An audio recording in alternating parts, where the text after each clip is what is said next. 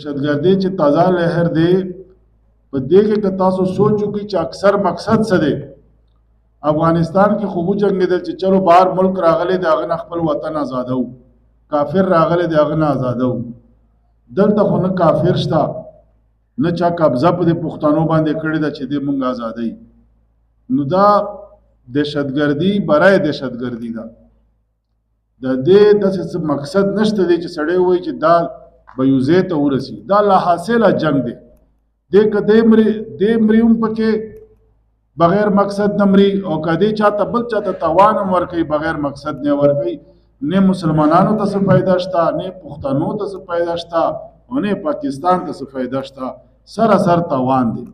او نن راغلي موږ ځکه کوو چې کله دا مېړنتوب د دیر بالا قومونو وکړو، موږ وایو چې په خپلو سترګو د مشرانو ووینو، د قوم خلک هم ووینو، د خپل احساساتو مو سره شریک کو چې ستاسو د وجې نه د پښتون قوم سترګې به هم اوچتې او زموږ سینې هم اوچتې. بل چاته هم ویلی شو چې که خاورې ژغېرل وي نو داسې د خپلې خاورې حفاظت پکار دی.